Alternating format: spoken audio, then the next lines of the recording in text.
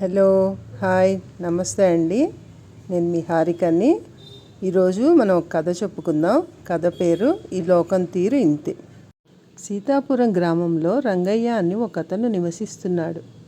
అతని దగ్గర ఒక గాడిద ఉంది. రంగయ్య ఒకరోజు దగ్గరలో జరిగే సంతకు తన కొడుకు శేఖర్ని తీసుకుని బయలుదేరాడు. తిరిగి వచ్చేటప్పుడు సామాన్లు మోయడానికి తన వెంట గాడిదను వెంట పెట్టుకుని వెళ్ళాడు.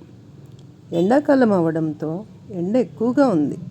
కొంచెం దూరం వెళ్ళాక దారిలో ఇద్దరు వ్యక్తులు ఎదురై, ఏమయ్యా, ఇంత ఎండలో నీ కొడుకుని నడిపిస్తున్నావు? ఆ గాడిద మీద కూర్చోబెట్టి తీసుకుని వెళ్ళొచ్చు కదా అన్నారు. వెంటనే రంగయ్య తన కొడుకుని గాడిద మీద కూర్చోబెట్టాడు.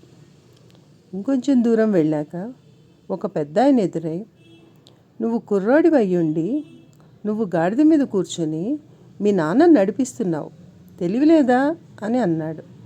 వెంటనే శేఖర్ దిగి తన తండ్రిని గాడిద మీద కూర్చోబెట్టాడు.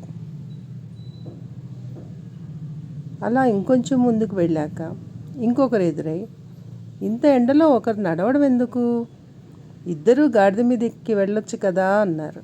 వెంటనే కొడుకు శేఖర్ కూడా గాడిద మీద ఎక్కి కూర్చున్నాడు. అలా వెళ్తూ ఉండగా ఇంకొకరు ఎదురై, మీకు అసలు మానవత్వం ఉందా? నోరు లేని ఆ మూగజీవం మీద ఇద్దరు ఎలా కూర్చుని వెళ్తున్నారు అని అన్నారు. వెంటనే ఆ తండ్రి కొడుకులు గాడిద మీద నుంచి దిగి నడవసాగారు.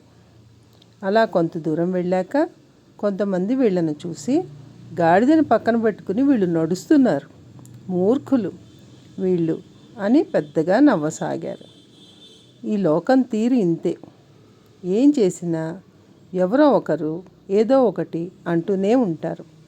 ఇలా అందరి మాటలు వినకుండా మన పని మనం చేసుకుపోవడమే ఉత్తమం అని ఆ తండ్రి కొడుకులు అనుకున్నారు.